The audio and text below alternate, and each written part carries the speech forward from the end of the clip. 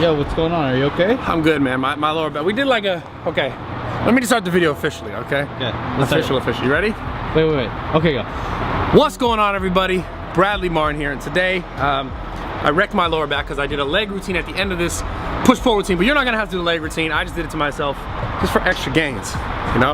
Because I was actually gonna make a thing. I was gonna tell you guys, every day's arm day, but Kevin's been like, bro, you need to squat more, do CrossFit, do WODs, and all these things. I was like, what are you talking about? He's like, moral of the story, just squat more. So I'm gonna start squatting more. I'm actually gonna do that. Like, I mean, look at the legs. You know, can they get the good angle? Can you see the glute? Wait, can you see the glute? Can you see the glute? Nice, bro. Yep. Okay, anyways, I'm gonna start squatting more, but that's besides the point. The point is, I know, don't worry, I'm still the same Brad, I promise, okay? But anyways, today we did a push-pull bodybuilding style routine. And honestly, I think this is one of the coolest ways to work your upper body. You know, I wouldn't say in the least amount of time, but I'd say like the most effective way to like get a complete upper body routine, push-pull, because most of these exercises, pushing or pulling, you're also using your arms, right? So you're getting your biceps involved, you're getting your triceps involved, you're getting your shoulders involved, upper back, obviously, from doing the pulls. But we started this routine, and we're just going set for set. So it's like, I wouldn't call it a superset, like a true superset, but I'd call it like a back and forth, right? I don't know, back and forth, that's not really good. Fuck it, we'll call it that. So what you're doing is you're starting with the decline, plate loaded. This is a hammer strength machine press that I used. I went for like 20 reps, and I'm warming up like plate for plate, because for me it was easy to go plate by plate. I think I worked up to 3, and then I'm maxing out the reps around like 15, 20 at the most. I'm focusing on getting a contraction and squeezing. I'm not coming all the way out because I'm trying to keep the weight on my chest as much as possible. I notice the more I extend out, the more I involve my triceps and my biceps in the pressing motion, specifically in the decline press. So this is total 5 sets, go from 15 to 20 reps each set, and just kind of up the weight, but make sure you're able to hit those reps for each set. So what I'm doing though, so I'm going 1 set here on the incline, on the decline plate loaded press, and I'm going 1 set on the high hammer strength row. And I just picked it because it was, not necessarily because it was just convenient, like the location in the gym, but going from the chest movement to the back movement.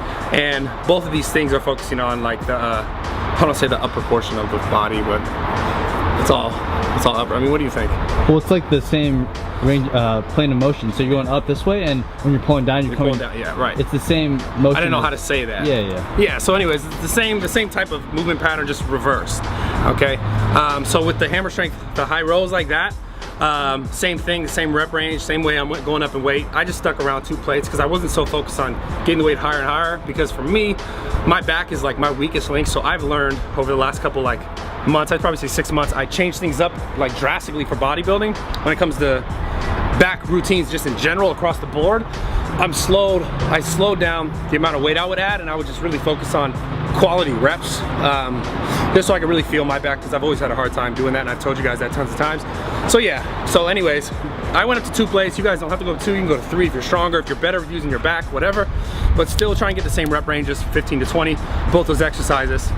And I'd say once you go here, rest about a minute, minute 30. From there we move to the pec deck, and whichever pec deck you guys have in your gym is fine. Just focus when you're doing the pec deck or the pec fly or whatever you're doing. The way I did it, I made sure to keep my elbows high. Okay, so you guys see me, I'm kind of holding the bar and I'm keeping my elbows high, and I'm focusing on contracting my chest as hard as possible. And I'm trying to not let my shoulders get involved as much as possible. So you're gonna have to make sure your elbows stay high to keep your chest in it, and to keep like your front delt out of it. So whatever machine you're using, just make sure to not, like, when you're doing it, whether you're high, just make sure you're not like dipping. Make sure you're not dipping your elbows down. Keep your elbows in one spot and focus on contracting your chest. Whether the range of motion for you is a little shorter than mine, it's fine. Just try and keep the contraction on the chest and not like the front delt. Okay, so that was the next movement. Again, the same fashion as the first 2. Went straight to the high machine row. So you guys will have these row machines, whatever you hammer strength, whatever style you have, they'll have like these handles that you could roll low. You can roll like mid, and then you can roll high. Now, most people, they seem, when they go to gyms, they do these rows, and a lot of times most rows and most back movements are very lat dominant. People always like underhand, they hit the bicep and they hit like the I was gonna show them on you, but they can't see it. They hit like the low lat, like this area here, which is cool because you want to build that muscle as well. But something that I feel like, and I know for me, gets really not as much love as it should, is the upper back. Like the not necessarily the traps, even though it's gonna involve your traps, but like the rear delts and the rotator cuff area. So the way I did this movement, I really focused on, and I'm on a roll right now. This roll's crazy. On a roll. I'm on a roll. Focus on when you're pulling, keep your chest up and keep your elbows high. So the motion will kind of look like, depending on where you line yourself in the chair, the motion will look like this. You're pulling and your elbows will go up, right? Versus like most people do this and they'll end up going like that. They'll end up going like this, and then it'll just turn into like a mid-back, like a lower lat thing again. But make sure you use a weight that you can control in this fashion here, because it's gonna wanna pull you down. Naturally, it's gonna wanna pull you down. So what you're doing is you're thinking about cupping with your hands, pull your elbows like back and up almost. Like you're gonna try to focus to get here. And then you're gonna get a really cool pump in your rear delts and your upper back. And from there, same thing like the first two exercises, rest 2 minutes, 2:30. The same kind of rep range for all these. And then move on to the next two. The next two actually, these are, you know what, I really like this routine, I'll be honest with you. This routine is dope as shit because it kind of covers all bases when it comes to the upper body, strength and balance, really. So the next two exercises are both unilateral exercises. Unilateral exercises are using one side of the body at a time. So press, right, bench press is bilateral. Both fucking appendages, arm here, right, two. Right, unilateral is like here, one side, that side's like basically just stabilizing. Okay, while this is also stabilizing. So same thing, I did the incline bench press, single arm, and then I went to the, I'm not going to call it an incline row, but just basically a dumbbell row, which is obviously left to right, or in this case right to left in the video. But both those things, same as the other exercises, we threw those in there because like me, and I know, and a lot of you guys out there probably deal with the same issue, just having balance, having stability. These two exercises, you'll notice you start to implement your routine even before, like you see, you warmed up for like a PR on like a bench press, warming up with just like a lighter weight, just getting your body used to stabilizing this side, used to individually stabilizing this side. Normally they work together in unison, right? So doing this warm up for like even just going into a bench press is probably gonna make, obviously if you're not killing it, because you don't want to make it super tired, you don't want to make it super tired, but doing that to warm up for like a bench press or trying to get your weight up on a bench press, I'd say probably 10 times out of 10, if you're not overdoing it, you're gonna feel much better, much more stable when you go into like higher weight bench press, okay? So if you don't want to use that in this routine, or if you want to use it in the routine, whatever, but if you want to use it just other times, do that as well. It'll be super helpful. So those two, same thing. Rest 2 minutes at the end of those. Rep range is the same like before.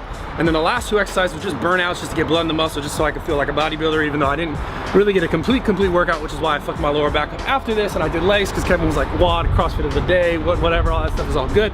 The last two exercises is tried and true, probably the most important upper body exercises that you guys can do for the rest of your life.